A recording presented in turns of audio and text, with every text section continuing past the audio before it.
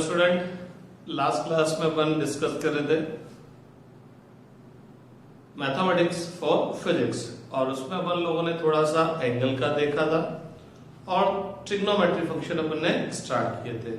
तो as you know angle हमेशा क्या होता है बिटवीन टू लाइंस, और जिस लाइन से अपन एंगल मेजर करना स्टार्ट करते हैं उस लाइन को क्या बोलते हैं, रेफरेंस लाइन बोलते हैं। जनरली वो रेफरेंस लाइन कौन सी होती है, positive x axis, means positive x axis से अपन एंगल मेजर करना स्टार्ट करते हैं। और जब आप ये पॉजिटिव एक्स एक्सिस है और जब आप यहां से एंगल मेजर करते करते एक पूरा रिवॉल्यूशन कंप्लीट कर लेते हैं तो अपन 360 डिग्री एंगल से रोटेट हो जाते हैं। तो अगर अपन इस पूरे 360 को 4 इक्वल पार्ट में डिवाइड करते हैं तो ये 90, ये 90, ये 90, ये 90, तो ये वाले जो पार्ट है वो इस पूरे सर्कल के क्वार्टर पार्ट है, इसलिए इन सबको अपन क्या बोलते हैं, इन पार्ट्स को अपन क्या बोलते हैं, क्वाड्रेंट बोलते हैं। इस वाले को अपन बोलते हैं फर्स्ट क्वाड्रेंट, इस वाले को अपन बोलते हैं सेकंड क्वाड्रेंट, इसको बोलते हैं थर्ड और इसको बोलते हैं फोर्थ क्वाड्रेंट।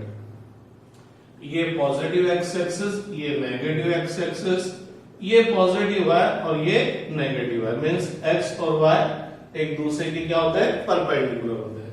तो ये मेरी रेफरेंस लाइन है, मैं किसी भी लाइन का एंगल यहां से मेजर करूंगा तो बात आती है कि मैं एंगल यहां से मेजर करूंगा तो एंटी क्लॉकवाइज मेजर करूं कि क्लॉकवाइज, ये कैसे पता लगेगा कि मैं रेफरेंस लाइन से एंटी क्लॉकवाइज हूं कि क्लॉकवाइज रोटेट हूं। तो मैथमेटिशियंस ने बोला कि अगर आप एंटी क्लॉकवाइज रोटेट होंगे तो उस एंगल को पॉजिटिव और क्लॉकवाइज रोटेट होंगे तो एंगल को नेगेटिव। तो अगर आपका एंगल पॉजिटिव है इसका मतलब आप रेफरेंस लाइन से एंटी क्लॉकवाइज डायरेक्शन में रोटेट होंगे और नेगेटिव है तो कौन से डायरेक्शन में, क्लॉकवाइज। तो अपन ने कल लास्ट क्लास में बोला था all the angles are measured from the positive x axis, angle measured in anti clockwise direction are taken as positive, whereas angle measured in clockwise direction are taken as negative. तो आपको बोला गया कि draw a line at a 30 degree, तो अपन ने यहां से स्टार्ट किया 30 डिग्री बोले तो पॉजिटिव 30 डिग्री, तो ये एक लाइन ड्रॉ कर दिया, ये अपन ने एक लाइन ड्रॉ कर दिया और अपन ने बोला कि ये लाइन OA इस रेफरेंस लाइन से कितना एंगल फॉर्म करती है।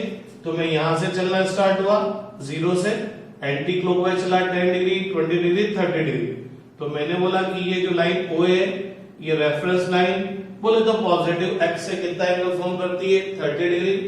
और अगर मैं यहां से रेफरेंस लाइन से क्लॉकवाइज चलता तो मेरे को इस लाइन पर पहुंचने के लिए कितने एंगल से रोटेट होना पड़ता, 330, क्योंकि टोटल कितना है 360, ये 30, तो रिमेनिंग 330। लेकिन मैं इस रेफरेंस लाइन से क्लॉकवाइज होते हुए यहां पर पहुंचा तो इस एंगल को क्या बोलूंगा, -330। तो मैं ये बोल सकता हूं this line OA max an angle 30 degree और -330 degree with positive x axis, क्योंकि -330 पर भी मैं इसी लाइन पर आऊंगा और 30 पर भी इसी लाइन पर आऊंगा। तो एंगल का जो साइन होगा वो ये बता देगा कि मेरे को कौन से डायरेक्शन में रोटेट होना है। तो गजब की बात क्या है, आप एंगल के हिसाब से 30 डिग्री बोलिए कि -330 डिग्री बोलिए, आप सेम लाइन पर ही पहुंचेंगे। ठीक है, तो ये तो बात हुई एंगल की। फिर आपने बोला कि अगर आप यहां से यहां चले 0 से लेकर 90, फिर 90 से और आगे चलेंगे 180, 270, 360, फिर और 90 चलेंगे 450, 540, 630, 720, फिर और आगे चलेंगे। तो आप देखेंगे कि 0 से लेकर 90 तक फर्स्ट क्वाड्रेंट में आएगा, 90 से लेकर 180 सेकंड क्वाड्रेंट में, 180 से 270 डिग्री जो एंगल आएगा वो थर्ड क्वाड्रेंट, 270 से 360 फोर्थ क्वाड्रेंट, 360 से 450 का जो एंगल होगा 370, 380, 400, 420 वो सब फर्स्ट क्वाड्रेंट में, 450 से 540 तक के सेकंड क्वाड्रेंट में, 540 से 630 के थर्ड क्वाड्रेंट, 630 से 720 फोर्थ क्वाड्रेंट, फिर 720 से 810 फर्स्ट क्वाड्रेंट में, 810 से 900 सेकंड में, 900 से 990 तक थर्ड में, 990 से 180 तक फोर्थ में आएंगे। तो अपन इस तरह से अपन बता सकते हैं कि कौन सा एंगल कौन से क्वाड्रेंट में लाई करेगा। यूं चलेंगे तो 0 to 90, 0 to -90, क्योंकि मैं ऐसे जाऊंगा और यहां पर आऊंगा तो 90 डिग्री रोटेट हुआ, लेकिन क्लॉकवाइज तो -90, 0 to -90 fourth, -90 to 1 -180 third, -180 to -270 second, -270 to -360 first, -360 to -440 fourth, -440 to -540 third, -540 to -630 third second, -630 to 720 first, चलता जाएगा। तो अपन एंगल देख के अपन को पता लग जाना चाहिए कि वो एंगल कौन से क्वाड्रेंट में लाई करेगा। तो मैं अगर आपसे पूछता हूं कि भैया टेल मी 480 डिग्री जो एंगल होगा वो कौन से रीजन कौन से क्वाड्रेंट में लाई करेगा। तो सबसे पहली बात तो जो 480 है इसके लिए मेरे को रेफरेंस लाइन से किधर चलना पड़ेगा, एंटी क्लॉकवाइज। तो मैं यहां से चलूंगा नो डाउट, एक पूरा चक्कर काट लूंगा तो भी 360 आएगा, 360 से आगे चलूंगा यहां पर पहुंच जाऊंगा 90 घूम के तो 450, और जब यहां पर आऊंगा तो 540, तो इसका मतलब 450 ये 540 480 तो बीच में रह जाएगा। तो इसका मतलब 480 डिग्री कौन से क्वाड्रेंट में लाई करेगा, सेकंड क्वाड्रेंट में। कोई मेरे से बोलता है कि भैया बताइए -330 डिग्री कौन से क्वाड्रेंट में लाई करेगा। तो अभी अभी अपन देख चुके माइनस से मतलब क्लॉकवाइज चलना पड़ेगा, 90 180 270 360, तो 330 यही रह गया। तो -330 कौन से क्वाड्रेंट में लाई करेगा, फर्स्ट क्वाड्रेंट में। तो एंगल देख के आपको पता लग जाना चाहिए कि वो एंगल कौन से क्वाड्रेंट में लाई करेगा। फिर अपन ने डिस्कस किया था about trigonometry ratio, trigonometry function. तो आपने कल बोला था कि trigonometry ratios are the ratio of any two sides of right angle triangle. तो जो ट्रिग्नोमेट्री रेशियो या ट्रिग्नोमेट्री जो फंक्शन होते हैं वो क्या होते हैं, राइट एंगल ट्राइंगल की कोई सी भी दो साइड के रेशियो होते हैं। तो अपन लोगों ने कल डिस्कस किया था अबाउट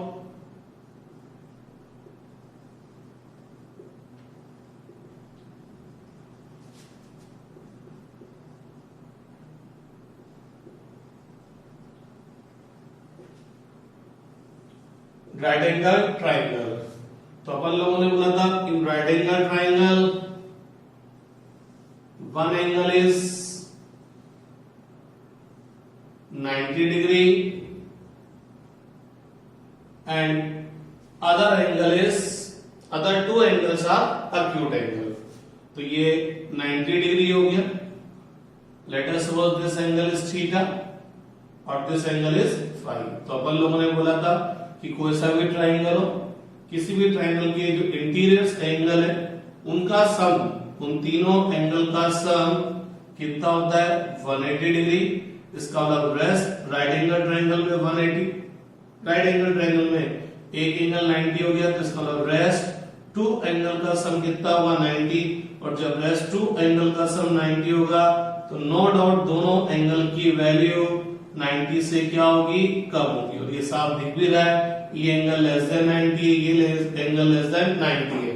तो इसका मतलब राइट एंगल ट्राइंगल में एक एंगल तो 90 डिग्री होगा, राइट एंगल होगा, और दो एंगल क्या होंगे, एक्यूट एंगल होंगे। राइट एंगल ट्राइंगल है तो इस राइट एंगल ट्राइंगल की जो तीन साइड्स है इनको डिफाइन किया गया है। एक साइड को बोला गया है हाइपोटेनियस, एक को बोला गया परपेंडिकुलर और एक को बोला बेस। हाइपोटेनियस किसको बोला, साइड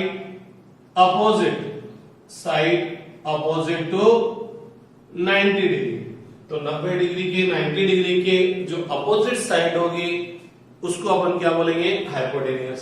तो ये राइट एंगल ट्राइंगल है, ये एंगल 90 डिग्री है, इसकी तीन साइड कौन सी, ए बी, बी सी, ए सी। तो 90 के अपोजिट साइड कौन सी, 90 के अपोजिट साइड ये दिख रही है बी सी। तो इस राइट एंगल ट्राइंगल जो मैंने ड्रॉ कर रखा है उस हिसाब से हाइपोटेन्यूज क्या हो गया, BC हो गया। लेकिन जब परपेंडिकुलर की बात करूंगा तो जो परपेंडिकुलर होगा वो opposite to the acute angle, opposite to the acute angle। तो परपेंडिकुलर का जो डेफिनेशन है वो क्या है, ये नहीं है कि जो वर्टिकल लाइंस है वो परपेंडिकुलर, नहीं, वर्टिकल लाइंस या हॉरिजॉन्टल, वर्टिकल लाइंस परपेंडिकुलर और हॉरिजॉन्टल लाइंस बेस नहीं। परपेंडिकुलर क्या है, side opposite to the acute angle, और बेस क्या होगा, जो रिमेनिंग थर्ड साइड होगी वो बेस हो जाएगा। लेकिन अब बात आती है कि भैया यहां तो राइट एंगल ट्राइंगल में तो दो acute एंगल है, और जब दो acute एंगल है तो इस एंगल के हिसाब से बात करूंगा तो इसकी अपोजिट साइड क्या होगी, AC। तो इस एंगल थीटा के लिए परपेंडिकुलर क्या होगा, AC, और जब इस फाई की बात करूंगा तो इसकी अपोजिट साइड क्या होगा, AB। इसका मतलब परपेंडिकुलर और जो बेस होंगे वो किसके बिहाफ पर आएंगे, acute एंगल के बिहाफ पर आएंगे कि आप राइट एंगल ट्राइंगल की कौन सा एंगल को कंसिडर कर रहे हो। तो अगर अपन इस राइट एंगल ट्राइंगल की बात करें तो 4 angle theta and 4 angle phi.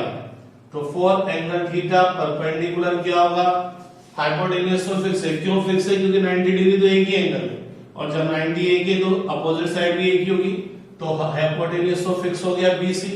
लेकिन परपेंडिकुलर और बेस फिक्स नहीं हुए। परपेंडिकुलर और बेस किसके हिसाब से आएंगे, acute एंगल के हिसाब से। तो अगर मैं थीटा के हिसाब से बात करूंगा बोले तो इस एंगल के हिसाब से बात करूंगा तो इसके अपोजिट साइड क्या होगा, AC। तो फॉर एंगल थीटा परपेंडिकुलर क्या हो जाएगा, AC, ये परपेंडिकुलर, ये हाइपोटेन्यूज, तो remaining third side is base. Base क्या हो गया, AB। लेकिन अगर मैं इसी राइट एंगल ट्राइंगल में बात करूं फॉर एंगल फाई, इस एंगल के हिसाब से बात करूं तो इसके अपोजिट साइड क्या है, AB। तो फॉर एंगल फाई परपेंडिकुलर क्या हो गया, AB, और ये फाई के अपोजिट साइड परपेंडिकुलर AB हो गया। ये हाइपोटेन्यूज है तो रिमेनिंग थर्ड साइड क्या हो जाएगा, बेस। तो बेस इसके लिए क्या हो जाएगा, AC। तो आज के बाद ध्यान रखना, जब भी परपेंडिकुलर और बेस की बात हो तो सबसे पहले बात करिएगा कि हम कौन से एंगल के हिसाब से बात कर रहे हैं, क्योंकि एक ही राइट एंगल ट्राइंगल में इसके लिए ये परपेंडिकुलर है, इसके लिए ये परपेंडिकुलर है, और इसके लिए ये परपेंडिकुलर है तो ये बेस है, और इसके लिए ये परपेंडिकुलर है तो ये बेस है। तो बेस और परपेंडिकुलर किसके लिए होंगे, acute एंगल के हिसाब से, और राइट एंगल ट्राइंगल में दो acute एंगल है तो अलग अलग एंगल के लिए परपेंडिकुलर और बेस क्या होंगे, अलग अलग होंगे। जब भी राइट एंगल ट्राइंगल की बात आएगी तो एक थ्योरम आप सबको पता है, पाइथागोरस थ्योरम आती है कि hypotenuse square equal to perpendicular square plus base square. बोले तो इस साइड का स्क्वायर क्या होगा, इस साइड का स्क्वायर प्लस इस साइड का स्क्वायर। इस थ्योरम में आप परपेंडिकुलर बेस किसको किसी को भी लो, एक ही बात है। फॉर एग्जांपल हाइपोटेन्यूज BC है, अब परपेंडिकुलर में AC को लेऊंगा तो ये AC स्क्वायर, तो बेस क्या हो जाएगा, AB। और अगर मैं बेस AB लूंगा तो सॉरी परपेंडिकुलर AB लूंगा तो AB स्क्वायर, और बेस क्या हो जाएगा, AC स्क्वायर। या यूं समझिए परपेंडिकुलर हो गया AB और बेस क्या हो गया, AC। तो मेरे हिसाब से ये और ये सेम है।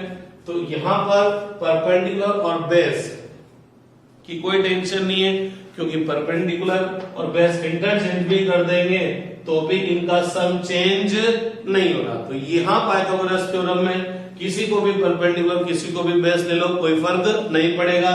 लेकिन जब अपन एंगल के हिसाब से बात करेंगे तो आपको देखना पड़ेगा कि कौन से एंगल के लिए कौन परपेंडिकुलर और कौन बेस होगा। तो एंगल के अपोजिट साइड, एक्यूट एंगल के अपोजिट साइड परपेंडिकुलर और remaining third side is base. अब अपन डिस्कस करते हैं अब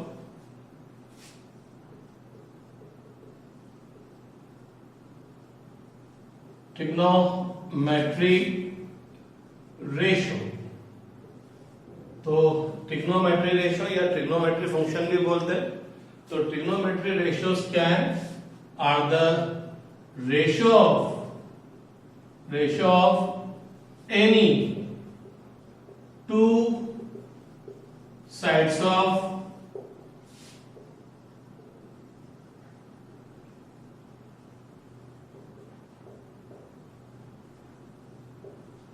तो ट्रिग्नोमेट्री रेशियो बेसिकली क्या है, डेफिनेशन क्या है? Trigonometry ratios are the ratio of any two sides of right angle triangle. तो ये जो राइट एंगल ट्रायंगल है इसकी कोई सी भी दो साइड का रेशियो, कोई सी भी दो साइड का जो रेशियो है उसको अपन क्या बोलेंगे? ट्रिग्नोमेट्री रेशियो या ट्रिग्नोमेट्री फंक्शन। इसको अपन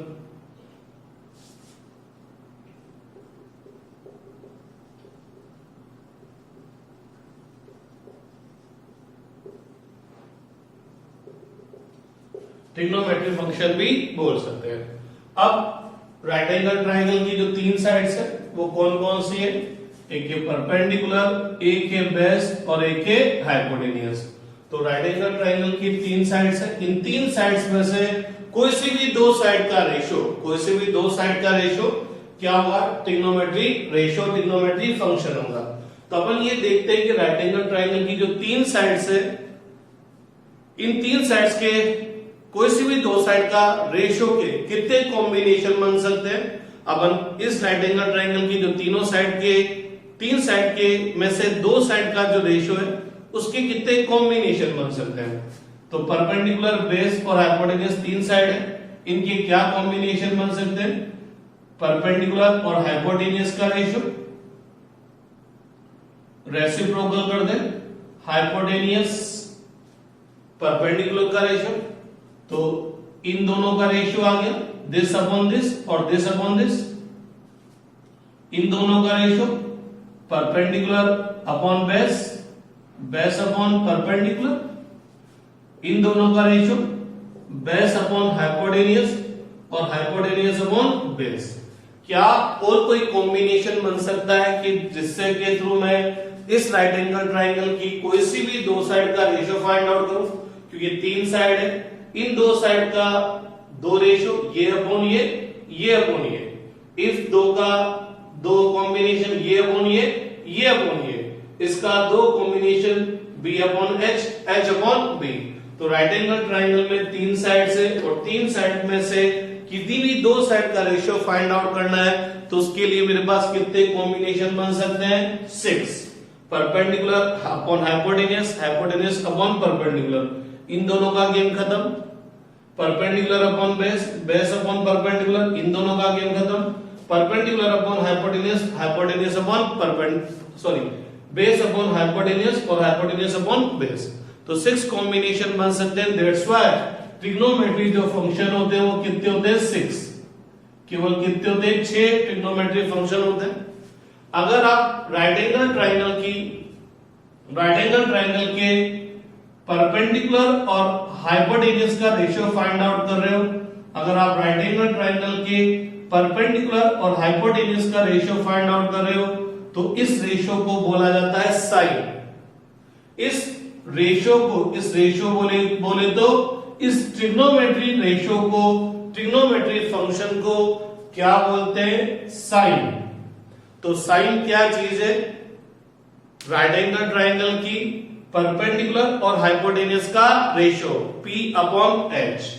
अगर आप राइट एंगल ट्रायंगल की बेस और हाइपोटेन्यूस का रेशियो देख रहे हो तो इस रेशियो को, राइट एंगल ट्रायंगल की कोई सी भी दो साइड का रेशियो है तो राइट एंगल ट्रायंगल की कोई सी भी दो साइड के रेशियो को अपन ट्रिग्नोमेट्री रेशियो का मतलब है डिवीजन होता है, अपॉन में होगा।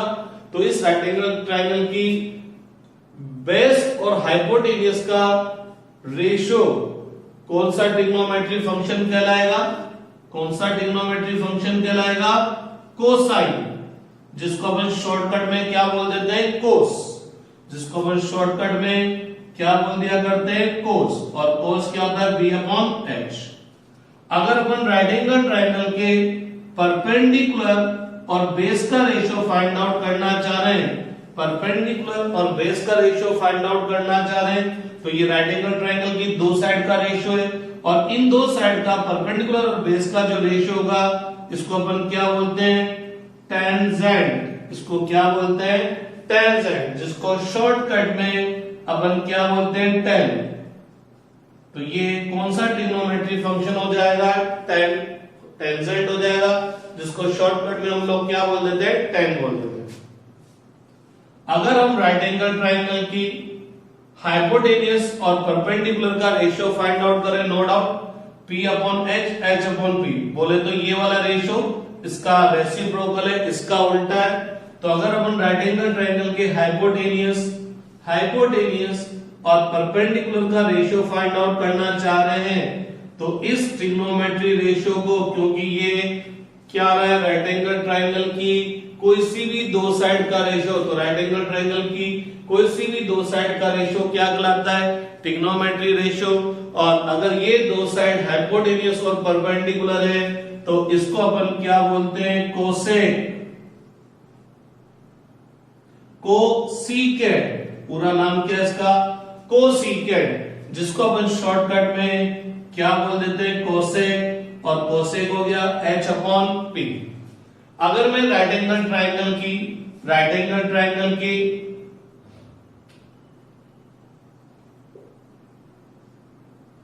हाइपोटेनियस और बेस का रेशियो फाइंड आउट करना चाह रहा हूं, अगर मैं राइट एंगल ट्राइंगल की हाइपोटेनियस और बेस का रेशियो फाइंड आउट करना चाह रहा हूं, तो इस रेशियो को अपन क्या बोलते हैं, सेक, लेकिन उसका जो पूरा नाम है वो क्या नाम है, सीकेंड। क्या है पूरा नाम, सीकेंड, जिसको अपन शॉर्टकट में क्या बोल देते हैं, सेक। तो सेक क्या हो गया, H अपॉन B।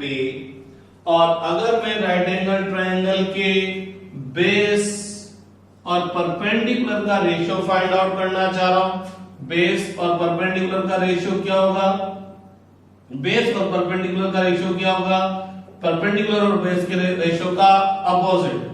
तो राइट एंगल ट्राइंगल की इन दो साइड का जो रेशियो होगा उसको कौन सा ट्रिग्नोमेट्री फंक्शन बोलेंगे, कोटेंजेंट। क्या बोलेंगे, कोटेंजेंट, जिसको अपन शॉर्टकट में क्या बोलते हैं, कोट। तो अपन सब जानते हैं कि जो ट्रिग्नोमेट्री फंक्शंस होते हैं वो राइट एंगल ट्राइंगल की कोई सी भी दो साइड का रेशियो होता है। अगर अपन परपेंडिकुलर और हाइपोटेनियस का रेशियो बोलते हैं तो उसको अपन क्या बोलेंगे, साइन। या ये बोल सकते हैं साइन क्या चीज है, ratio of perpendicular to the hypotenuse. Cosine क्या है, ratio of base to the hypotenuse. Tangent, it is the ratio of perpendicular to the base. Cosecant जिसको अपन शॉर्टकट में कोसेक बोलते हैं, जो कि क्या है, रेसिप्रोकल ऑफ, जो कि क्या है, ratio of hypotenuse and perpendicular. और जो ये कोसेक है वो सेक का क्या हो जाएगा, उल्टा, क्योंकि कोसेक क्या हो जाएगा, साइन का रेसिप्रोकल, क्योंकि साइन क्या है, P अपॉन H, और कोसेक क्या है, H अपॉन P। तो अपन बोल सकते हैं ये इसका क्या हो जाएगा, रेसिप्रोकल। अगर अपन हाइपोटेनियस और बेस का रेशियो देख रहे हैं तो हाइपोटेनियस और बेस का रेशियो क्या होगा, सेक, जिसको सीकेंट, पूरा नाम सीकेंट है, शॉर्टकट में अपन क्या बोल देते हैं, सेक बोल देते हैं। तो सेक एक तरह से क्या हो जाएगा, कोस का उल्टा हो जाएगा। और अगर बेस और परपेंडिकुलर का रेशियो देख रहे हैं तो इसको कोटेंजेंट, जिसको शॉर्टकट में अपन क्या बोल देते हैं, कोट। तो थोड़ा सा ध्यान रखिएगा इनकी पूरी spelling, sine SINE, cosine, cosec, cos का जो पूरा नाम है वो कोसाइन। अगर आप थोड़ा सा दिमाग लगाओ, साइन और कोस में किसका डिफरेंस आ रहा है, को का। साइन और कोस में किसका डिफरेंस आ रहा है, को का। अपन बोल तो कोस है, इसका पूरा नाम है कोसाइन। तो साइन और कोसाइन में किसका डिफरेंस आ रहा है, को का। अगर आप इसी तरह से थोड़ा सा गौर फरमाएं, कोसेकेंट, जिसको अपन शॉर्टकट में कोसेक बोलते हैं, सेक, जिसका ओरिजिनल नाम क्या है, सीकेंट। तो कोसेकेंट और सीकेंट में बोले तो कोसेक और सेक, कोसेक और सेक में किसका डिफरेंस आया, अगेन को का डिफरेंस आया है।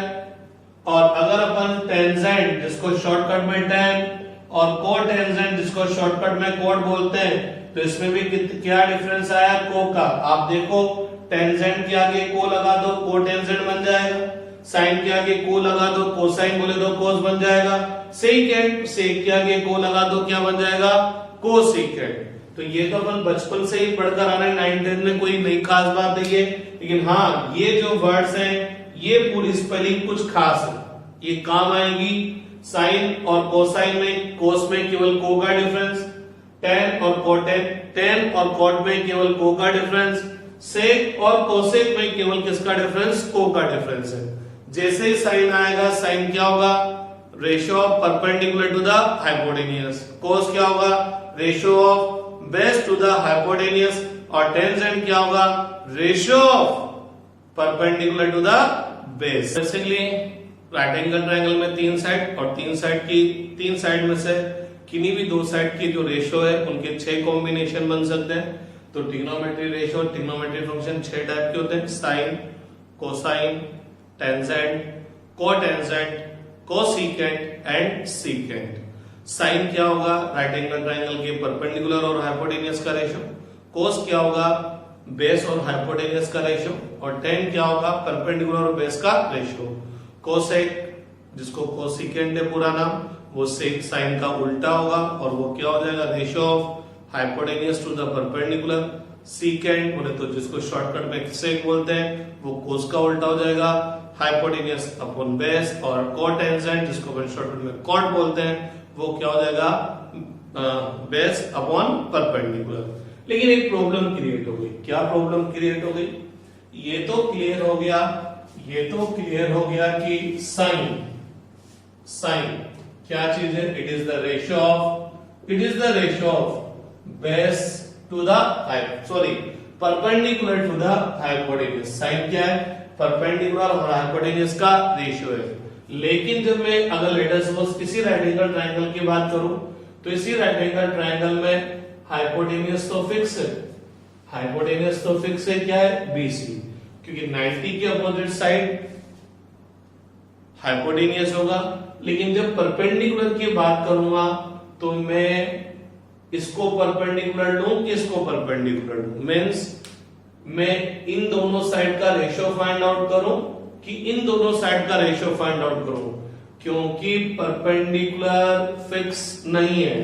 परपेंडिकुलर AC भी हो सकता है और परपेंडिकुलर AB भी हो सकता है। फॉर एग्जांपल ये 3 है, ये 4 है, ये 5 है, तो ठीक है, साइन ये तो हो गया ratio of perpendicular to the hypotenuse.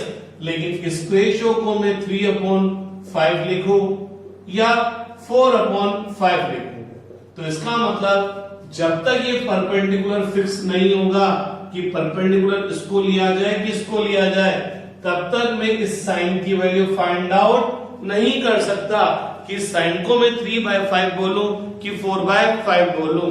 तो इसका मतलब क्या होगा, अगर मेरे को परपेंडिकुलर फिक्स करना है तो परपेंडिकुलर किसके हिसाब से आएगा, एंगल के हिसाब से। तो मेरे को ये जो साइन निकालना पड़ेगा वो किसी पर्टिकुलर एंगल के हिसाब से निकालना पड़ेगा कि ठीक है, साइन क्या चीज है, परपेंडिकुलर अपॉन हाइपोटेन्यूज। लेकिन जब तक एंगल नहीं होगा तब तक परपेंडिकुलर फिक्स नहीं होगा। तो इस वजह से हमेशा ट्रिग्नोमेट्री फंक्शन के साथ हमेशा क्या होता है, एंगल। थोड़ा सा फिर गौर फरमाए, साइन में P/H, कोस में B/H, टेन में P/B, कोसेक में H/P, सेक में H/P और टेन में B/P।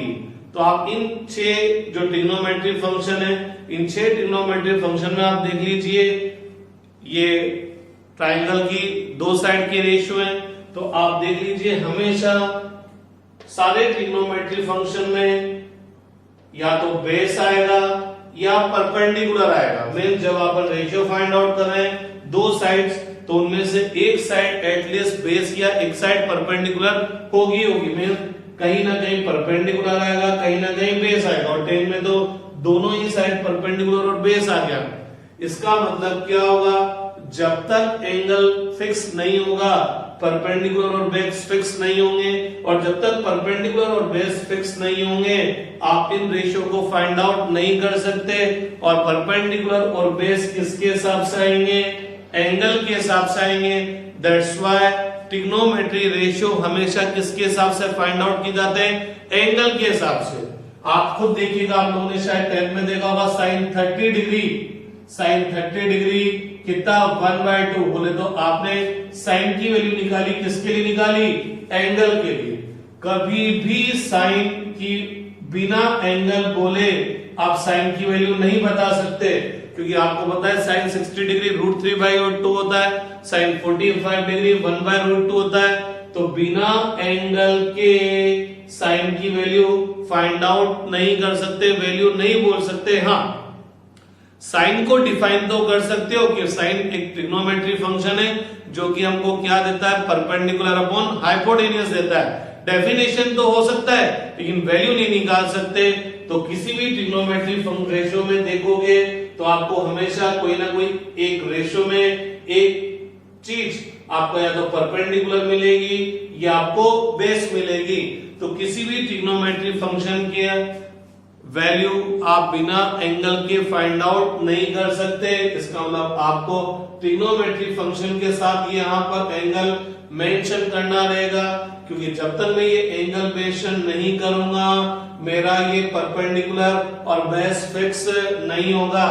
तो मैंने बोला sine theta, it does not mean sine multiply by theta. First thing sine theta का मतलब साइन इंटू थीटा नहीं है, साइन अलग और थीटा अलग नहीं है। अकेले साइन की तो कोई वैल्यू होती भी नहीं है, क्योंकि जब तक एंगल फिक्स नहीं होगा ये रेशियो फाइंड आउट नहीं कर सकते। तो ये पूरी की पूरी चीज एक साथ है, ये दोनों चीजें मल्टीप्लाई नहीं है।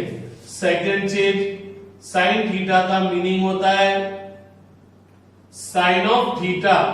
साइन ऑफ थीटा का मतलब for angle theta find the ratio of perpendicular to the hypotenuse. Similarly cos theta बोले तो कोसाइन ऑफ थीटा, बोले तो for angle theta find the ratio of पर बेस टू द हाइपोटेन्यूज। तो ध्यान रखिएगा, जब तक एंगल फिक्स नहीं होगा tan होता है परपेंडिकुलर अपॉन बेस। तो लेकिन जब तक एंगल नहीं होगा परपेंडिकुलर और बेस डिसाइड नहीं होंगे, इसको परपेंडिकुलर लो कि इसको, क्योंकि अगर इसको लेता हूं तो रेशियो आएगा 4/3 और इसको लेता हूं तो रेशियो आएगा 3/4। 4/3 तो 1.33 और 3/4 0.75 आया। तो भैया जब तक यहाँ एंगल मेंशन नहीं होगा कि कौन से एंगल के लिए टेंजेंट फाइंड आउट कर रहे हो, तब तक आप इसका वैल्यू फाइंड आउट नहीं कर सकते। डिफाइन तो कर सकते हो कि tan क्या है? परपेंडिकुलर अपॉन बेस, लेकिन वैल्यू के लिए यहाँ पर हमेशा एंगल जाएगा। तो ट्रिग्नोमेट्री रेशियोज हमेशा किसके लिए फाइंड आउट किए जाएंगे? एंगल के लिए फाइंड आउट किए जाएंगे। tan थीटा का meaning tan multiply by theta नहीं है, tan थीटा का मतलब टेंजेंट ऑफ थीटा है। बोले तो for angle theta find the ratio of perpendicular to the base.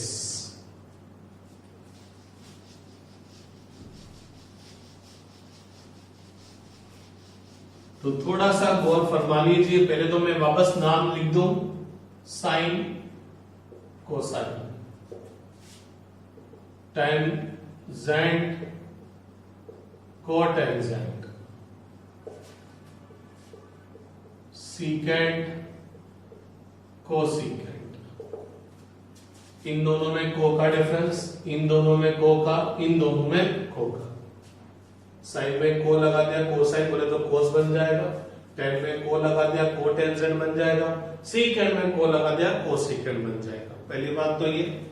दूसरी बात ये कि किसी भी ट्रिग्नोमेट्री फंक्शन, कोई सा भी ट्रिग्नोमेट्री फंक्शन हो, इसके साथ हमेशा एंगल होगा। जब तक एंगल नहीं होगा आप इसकी वैल्यू फाइंड आउट नहीं कर सकते। तो ट्रिग्नोमेट्री रेशियो हमेशा किसके लिए फाइंड आउट किए जाएंगे? एंगल के लिए फाइंड आउट किए जाएंगे।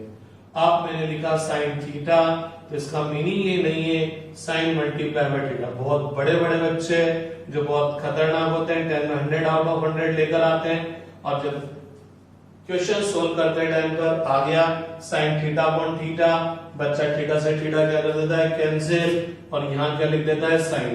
अरे भैया ये साइन या यूं, ये तो यूं वाली बात हुई 24/4, 4 से 4 काट दो, हाँ मर्डर हो गया ना, क्योंकि ये 24 2 मल्टीप्लाई बाय 4 थोड़ी है, ये 24 एक साथ है, इसी तरह से ये साइन थीटा भी एक साथ है।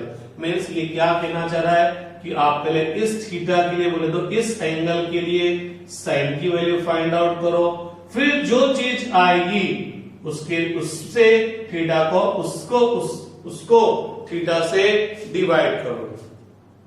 तो पहले इस थीटा के लिए साइन का वैल्यू फाइंड आउट किया जाएगा, फिर जो वैल्यू आएगा उसको थीटा से क्या करेंगे, डिवाइड करेंगे। तो आप ध्यान रखना, ये ब्लंडर मत कर देना, बहुत बड़े बड़े खतरनाक बच्चे भी है ब्लंडर कर देते हैं। अब देखिएगा फॉर थीटा फॉर फाई, जैसे मैंने आपको बोला ट्रिग्नोमेट्री रेशियो एंगल के हिसाब से फाइंड आउट किए जाएंगे, और राइट एंगल ट्रायंगल में दो एक्यूट एंगल है, तो अब इन दोनों के लिए अपन इसी राइट एंगल ट्रायंगल में फाइंड आउट करते हैं। साइन थीटा तो गीत गाएंगे sine of theta. Sine of theta का मतलब for angle theta find the ratio perpendicular to the hypotenuse. तो थीटा के लिए परपेंडिकुलर क्या है, इसके अपोजिट साइड AC। जैसे ये एंगल फिक्स हुआ परपेंडिकुलर भी फिक्स हो गया, और हाइपोटेन्यूज तो फिक्स था ही सही BC। cos theta cosine of theta बोले तो for angle theta find the value of cos, और cos क्या चीज है, बेस अपॉन हाइपोटेन्यूज। तो एंगल थीटा के लिए ये तो परपेंडिकुलर, तो ये क्या हो गया बेस, तो बेस क्या हो गया AB, और हाइपोटेन्यूज तो BC। tan थीटा बोले तो टेंजेंट ऑफ थीटा बोले तो एंगल थीटा के लिए परपेंडिकुलर और बेस का रेशियो फाइंड आउट करना है। थीटा के लिए परपेंडिकुलर क्या होगा AC, और बेस क्या हो जाएगा AB। इसी राइट एंगल ट्रायंगल में अपन साइन कॉस और टेन की वैल्यू फाइंड आउट करते हैं, but for different acute angle. तो अगर मैं इस एंगल फाई के हिसाब से बात करूंगा तो साइन फाई बोले तो साइन ऑफ फाई बोले तो for angle phi find the ratio of perpendicular to the hypotenuse. Means इस एंगल के लिए साइन की वैल्यू निकालनी है, साइन का मतलब परपेंडिकुलर अपॉन हाइपोटेन्यूज। तो इस एंगल के लिए परपेंडिकुलर क्या होगा, इस एंगल के अपोजिट साइड AB, और हाइपोटेन्यूज क्या हो गया भैया BC। इसको B लिख दो ढंग से। cos फाई, तो इस एंगल फाई के लिए cos की वैल्यू, cos बोले तो बेस अपॉन हाइपोटेन्यूज, तो इस एंगल के लिए ये तो परपेंडिकुलर हो गया, ये हाइपोटेन्यूज हो गया, ये बेस हो गया। तो बेस क्या हुआ AC अपॉन BC, और tan फाई क्या हो जाएगा for angle phi find the ratio of perpendicular to the base. तो फाई के लिए परपेंडिकुलर क्या हो जाएगा AB, और बेस क्या हो जाएगा AC। बेस क्या हो जाएगा AC। ठीक है, अब मेरे को फटाफट आप बताएंगे, क्या फटाफट बताएंगे, sine square theta plus cos square phi, बताइए फटाफट कितनी वैल्यू होती है, कितनी वैल्यू होती है। नहीं भैया, ये 1 के इक्वल नहीं होगा। क्यों नहीं होगा, क्योंकि sign square theta plus cos square theta क्या होगा 1 होगा। क्या होगा 1 होगा। मीन्स ये एंगल दोनों में क्या होना चाहिए, सेम होना चाहिए। इससे मेरे को एक बात याद आ गई जो कि फिर बच्चे मिस्टेक करते हैं। एक चीज है साइन स्क्वायर थीटा और sine theta square. Sine square theta का मीनिंग है sine theta whole square. Means sine square theta का मतलब है पहले आप एंगल थीटा के लिए किसका वैल्यू फाइंड आउट करो, साइन का, फिर उसका क्या करो, स्क्वायर करो। तो पहले इस एंगल के लिए साइन की वैल्यू आएगी, फिर अपन उसका स्क्वायर करेंगे जो वैल्यू आएगी। यहां पर क्या होगा, पहले इस एंगल का स्क्वायर करेंगे, फिर जो आएगा उसके लिए किसकी वैल्यू निकालेंगे, साइन की वैल्यू निकालेंगे। तो यहां पहले ये ऑपरेशन पहले होगा, फिर जो एंगल बनेगा जो यहां पर आएगा उसके लिए साइन की वैल्यू निकालेंगे। यहां ये वाला ऑपरेशन पहले होगा, मींस पहले एंगल के लिए साइन की वैल्यू निकाली जाएगी, फिर जो एंगल आएगा जो वैल्यू आएगी उसका क्या करेंगे, स्क्वायर। तो यह स्क्वायर बाद में होगा जबकि यहां पर स्क्वायर पहले होगा। तो अब वापस यहां जाते हैं, sign square theta plus cos square theta कितना होगा 1। ध्यान रखना दोनों एंगल क्या होने चाहिए सेम। ऐसा नहीं होता कि sine square 60 degree plus cos square 30 degree 1, नहीं, sine square 60 degree plus cos square 60 degree 1 होगा, या sine square 30 degree plus cos square 30 degree 1 होगा। तो ये एंगल दोनों में क्या होना चाहिए सेम। बहुत सी बार आ जाता है question, prove that sine square theta plus cos square theta equal to 1। बोले तो आपको ये प्रूव करना है कि इसकी वैल्यू क्या आएगी, 1 आएगी। तो गौर फरमाइएगा, मैंने लेफ्ट हैंड साइड लिया sine square theta plus cos square theta. Sine square theta को मैं क्या बोल सकता हूं, साइन थीटा होल स्क्वायर, और कॉस स्क्वायर थीटा को क्या बोल सकता हूं, cos theta whole square. Sine theta क्या होगा, परपेंडिकुलर और हाइपोटेन्यूज का रेशियो। कॉस थीटा क्या होगा, बेस और हाइपोटेन्यूज का रेशियो। तो ये हो गया P square upon H square, ये हो गया B square upon H square. तो पता लगा P square plus B square upon H square.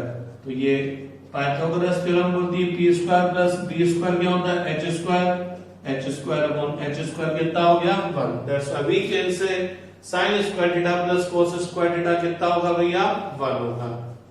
ठीक, तो अपने पास ये फॉर्मूला आ गया sign square theta plus cos square theta 1। मैं एक बात आपको और बोल दूं, मेरी भी प्रैक्टिस नहीं है, लेकिन आप लोग अभी बच्चे हो, आप लोग इस प्रैक्टिस को फॉलो करिएगा। ये एंगल हमेशा ब्रैकेट में लिखिएगा, क्योंकि आगे जाकर बहुत बड़े बड़े एंगल आएंगे तो ध्यान नहीं रहता कि कौन सी क्वांटिटी साइन या कोस का एंगल है। तो ये ब्रैकेट के अंदर लिख देंगे तो क्लियर होगा कि ये जो ब्रैकेट के अंदर होगा ये इसका क्या है, एंगल।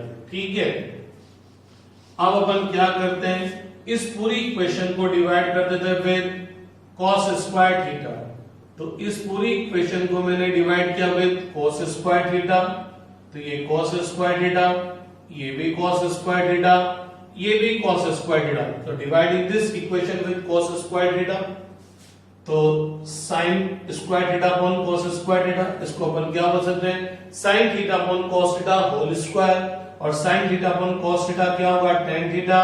तो ये हो गया tan square theta, cos square theta plus cos square theta upon cos square theta 1, और 1 अपॉन cos स्क्वायर थीटा बोले तो sec स्क्वायर थीटा।